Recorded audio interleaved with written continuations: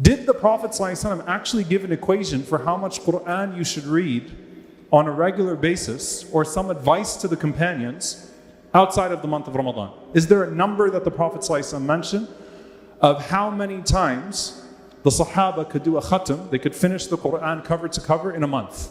Does anybody know? No? You got the hadith right, but the number's off. So you have the right sigha, but yeah. All right, so there's one narration where the Prophet ﷺ prohibits, or seemingly prohibits, finishing the Quran more than once within 3 days. So that's one narration where the Prophet ﷺ seemingly prohibits finishing the entire Quran more than once in 3 days. Okay? There's another narration though. Abu Amir, you're there. What did you have for iftar? You're close. But there's actually a narration where there's something that's prescriptive. So this is prohibitive, this is prescriptive. It's a narration where the Prophet ﷺ mentions اقرأ القرآن في سبع, to finish the Quran every 7 days if you would like to, and to not go beyond that. And this is actually, so a weekly khatam of the Quran. And so this is actually, when you read in the books of Ulum al-Quran, this is what's referred to as a tasbih. A tasbih.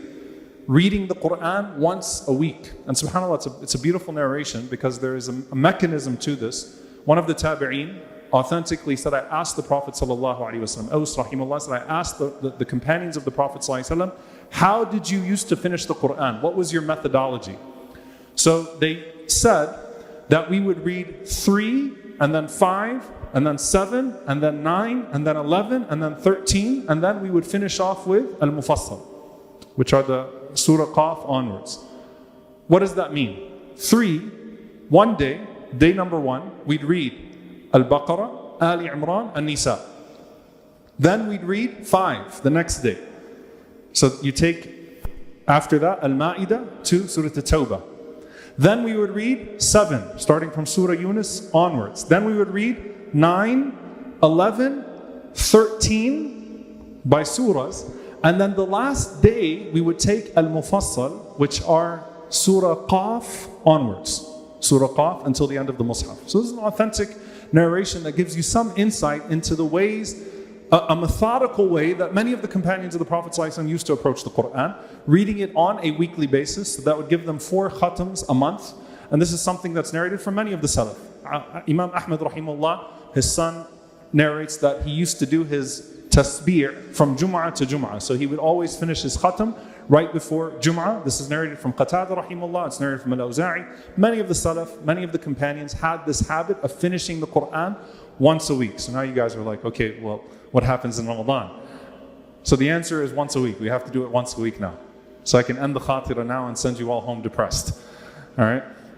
No, this is to just show you there was a methodology here. There was a method that they were taking into consideration. They were weighing the times that they would start to the time that it would end. Some of them even had a particular day that they would start, a day that they would end.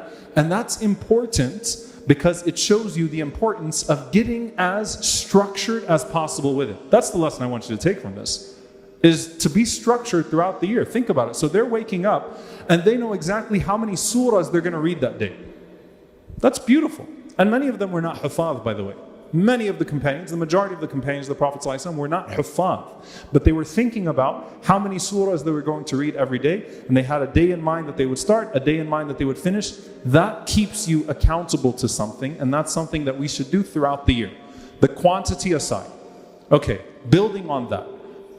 When Ramadan would come, it is obvious that the Sahaba did not see, and the pious predecessors did not see, that there was anything of dislike to increasing the reading of the Quran way beyond once every 3 days.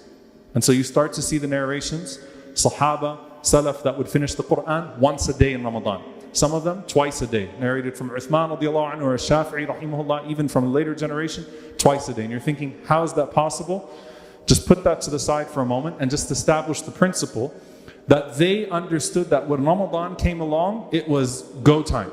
They busied themselves with the Quran the entire day and entire night.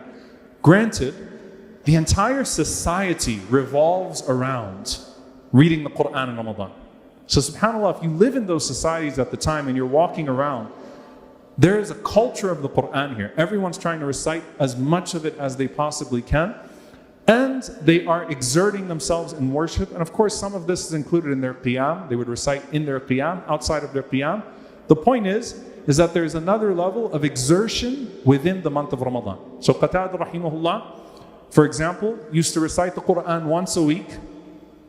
And then when Ramadan came around, so I want you to take another methodical point here. The first 20 days of Ramadan, he would finish the Quran once every 3 days. And then the last 10 nights of Ramadan, he'd finish it once a night. So he did once every 3 days within the first 20. And then he did once every one of the last 10 nights. That's what we're all going to be doing, right? Inshallah, one day. May Allah subhanahu wa ta'ala give us barakah in our time and give us that connection to the Quran.